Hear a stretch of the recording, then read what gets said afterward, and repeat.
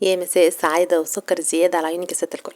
أهلا وسهلا بيكي على قناة حلاوة أكلنا. ولو أول مرة تشوفيني أنا اسمي ندى الحديدي، وأتمنى طبعا تشتركي عندي في القناة وتفعلي الجرس عشان يوصلك مني كل جديد. النهاردة قلنا هنعمل ايه، هنطبخ ايه، فأنا قلت هعمل بقى أكل تقليدي كده بما إن الدنيا بتمطر والجو حاسة إن هو سقعان شوية أو أنا اللي سقعانة الله أعلم. فأنا قلت هعمل أكلة حلوة كده تحسسني بالشتاء، فأنا قلت لازم أعمل شوربة واعمل شويه رز بشعريه مدلعين حلوين كده ومعاهم فاصوليا خضراء. بحس ان هي مهدور حقها شويه، فانا هقول لكم ازاي تعملوها بطعم حلو، طعم مسكر تخليكي تحبيها والاولاد كمان يحبوها. فتعالوا نشوف هنعمل ايه. اول حاجه هنعملها مع بعض هنعمل اللحمه او الشوربه. اول حاجه نحط الماده الدهنيه سواء كان زبده سمنه بلدي زيت اللي انت بتستعمليه استعمليه. وبعد كده هنجيب اللحمه، انا سايباها قطع كبيره وبعد كده انا هقطعها شرايح.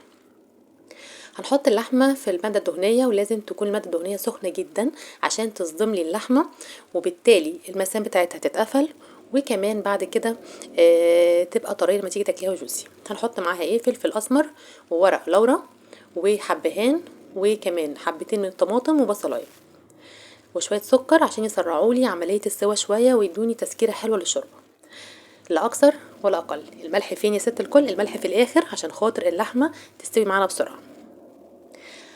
هتسيبيها لغايه ما تاخد لون حلو من تحت، وبعد كده تقلبيها تاخد لون حلو من فوق ومن تحت زي بعض. وبعد كده هتكوني محضره ميه بتغلي، هتطشيها فوقيها على طول وهتسيبيها. اول لما تبتدي تغلي زي ما انتم شايفين هتغطي عليها الغطا وهتوطي عليها البوتاجاز شمعة. وعشان تستوي معاكي بسرعه ممكن تحطي فويل زي ما انا حاطه كده وتقفليه كويس على الحله وتغطيها وتسيبيها بقى كده، يعني توطي عليها خالص لغايه ما تستوي معاكي. هعمل دلوقتي ايه بقى، هعمل معاكم الفاصوليا الخضراء.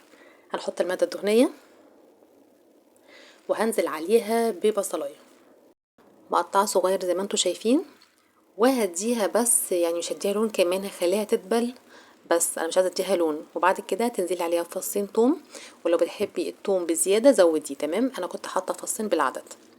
اول بقى ما هنشم ريحه التوم فحفحت كده وبقت ماليه المطبخ، يعني اول ما تطلع ريحتها ما تستنيش، هتجيبي الفاصوليا بتاعتك الخضراء. طبعا الفاصوليا بتاعتي فروزن يعني محطوطه في الفريزر. هتقولي عاملاها ازاي؟ هقولك انا ما بسلقش الفاصوليا قبل ما احطها في الفريزر.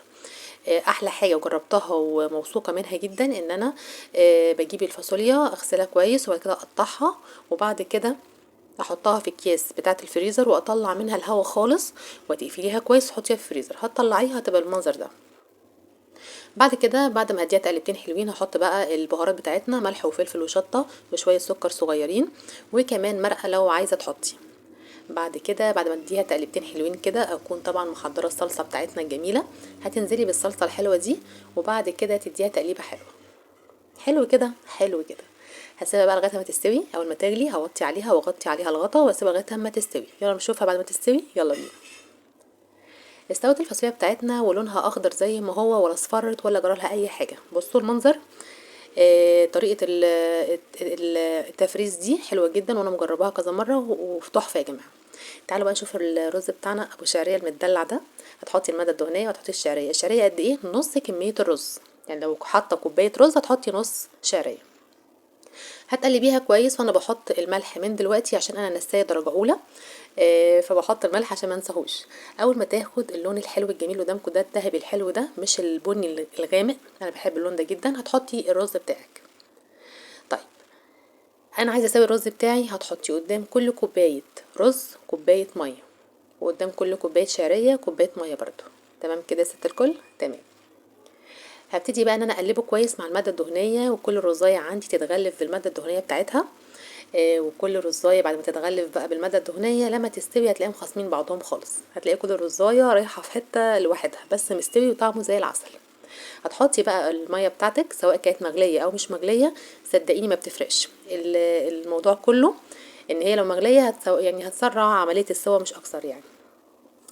اول لما تبتدي انها تشرب الميه وتحسي ان هي لسه فيها ميه على بسيط توطي البوتاجاز خالص شمعة وتغطي على القمر ده وتسيبيه كده على الهادي يا زبادي، هيطلع لك احلى رز في الدنيا.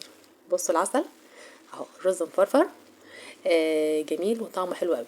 تعالوا بقى بينا نقدم الاكله بتاعتنا الجميله دي، يلا بينا. اهو رز بشعريه، وطبعا الليمون ده لزوم الشوربه. وكمان الشوربه بتاعتي رايقه ولونها حلو وطعمها كان عسل عسل يا جماعه. طبعا قطعت اللحمه شرايح وحطيتها في الفاصوليا. وفي عندي اللي بيحبها متحمره، فانا هحمر اللي بيحبه متحمر بقى. تمام. الاكله بتاعتنا خلصت. يا رب يا رب تكون الاكل عجبتكم ونالت رضاكم واكون خفيفه على قلوبكم. واتمنى برضو لو عجبك الفيديو يا ست الكل ما تبخليش عليا بلايك حلو زي كده، وتكتبي لي كومنت حلو تقولي لي انت منين عشان ارحب بيكي المره الجايه. وطبعا ما تنسيش الاشتراك وتفعيل الجرس عشان يوصلك مني كل جديد. اشوفكم المره الجايه على خير في وصفه جديده من وصفات حلاوه اكلنا مع ندى الحديدي، في حفظ الله ورعايته. مع السلامه.